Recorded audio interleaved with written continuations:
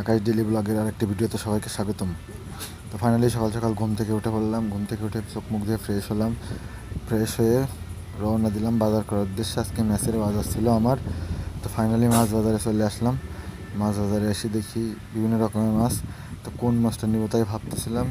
তো দেখতে দেখতে দেখি যে একটা পাঙাশ মাছ পছন্দ হয়ে গেল। তো বললাম পাঙাশ মাছটা আমাকে দিন।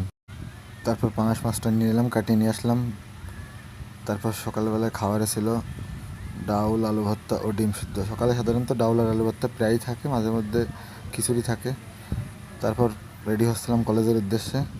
কলেজে যাওয়ার সময় হয়ে যাচ্ছিলো, এই জন্য তাড়াহুড়ো করে রেডি হচ্ছিলাম। দেখতে দেখতে কলেজে যাওয়ার সময় হয়ে গেলো। তারপর কলেজ থেকে ফিরলাম, ফিরে ফ্রেশ হয়ে খাইতে বসলাম। দুপুরের খাবারে ছিল পাঙ্গাস মাছ, কাঁচকলার তরকারি, ওর সাথে একটু একটু লেবু। লেবু সাধারণত আমার খাওয়ার সাথে থাকেই। খাবার শেষ করে একটু রেস্ট নিচ্ছিলাম। তারপর দেখি বিকাল হয়ে গেছে, পড়ানোর সময় হয়ে গেছে। তো ফাইনালি বেরিয়ে পড়লাম পড়ানোর উদ্দেশ্যে। তারপর পড়াতে পড়াতে দেখি রাত হয়ে গেছে। তারপর বাসায় এসে খেয়ে দিয়ে শুয়ে পড়লাম। তো আমার ভিডিওগুলো যারা দেখেন সবাই একটু লাইক কমেন্ট শেয়ার করে দেবেন। ধন্যবাদ সবাইকে।